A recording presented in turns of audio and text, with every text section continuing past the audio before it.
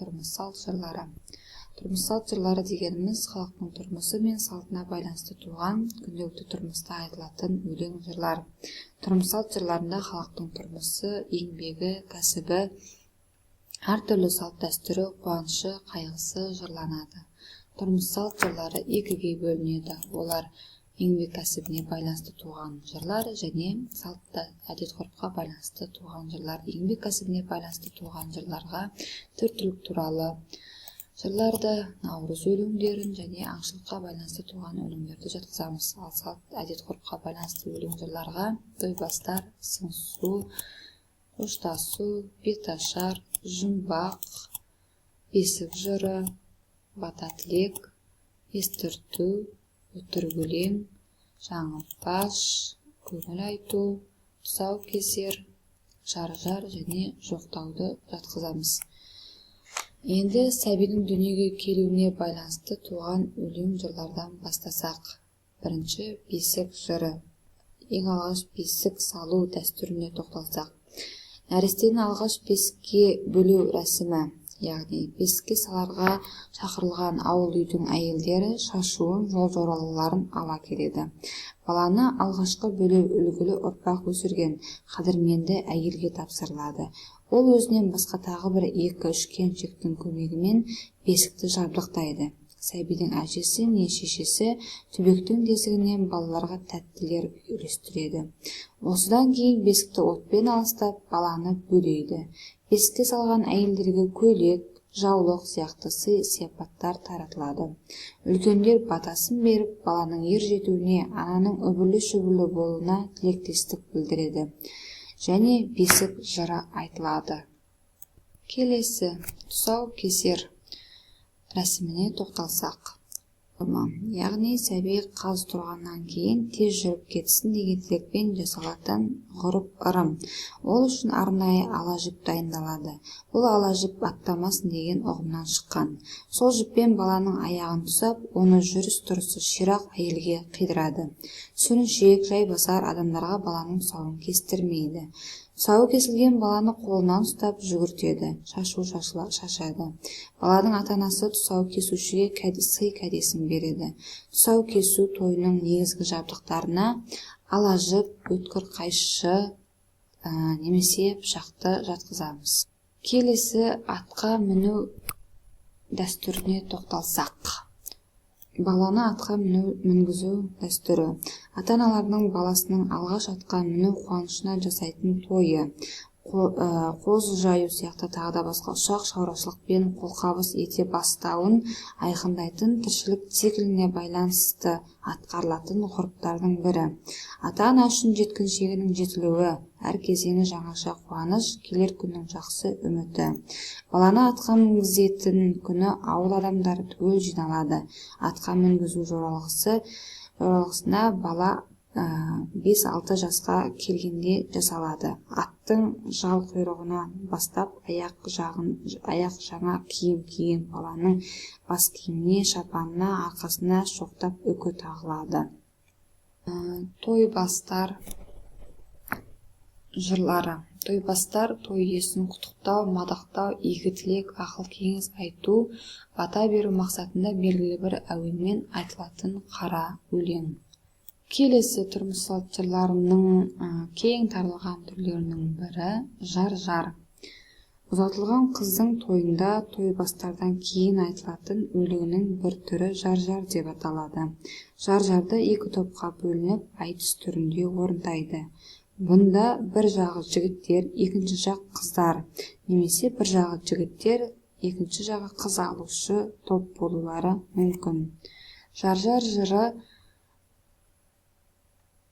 болуы мүмкін. Жар-жардан кейін өтетін тұрмыс-салтқа байланысты туған жырларға беташар, сыңсу жырларын жатқызамыз. Беташар жаңа түскен жас келінге айтылатын жыр. Күйеуінің ауылына келін болып жаңа түскен жас қыздың басына желек салу ежелгі халықтық дәстүр.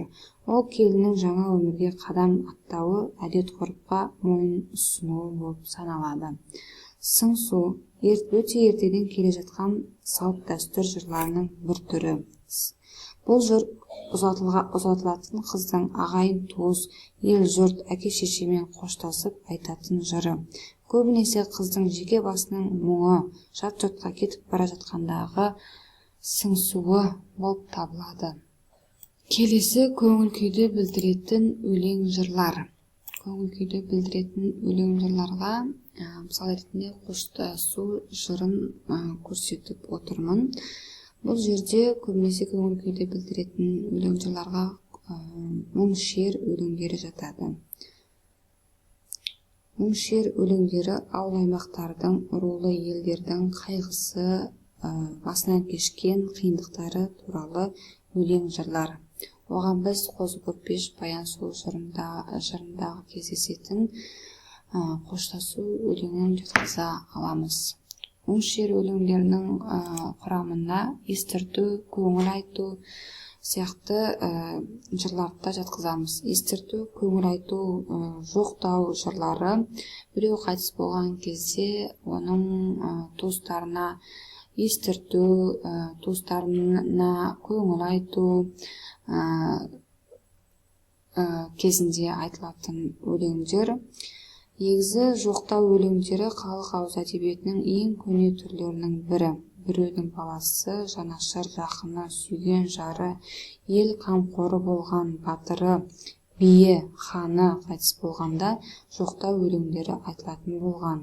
Жоқтау өлеңі бүкіл елдің, халықтың атынан да, жеке адамның өз атынан да айтылатын болған. Жоқтауда өлген адамның елге, халқына, ағайын туысқа, тірі күнінде жасаған жақсылығы, мінез құлқы, ерлік, батырлық, мырзалық іс-әрекеттері жырланады.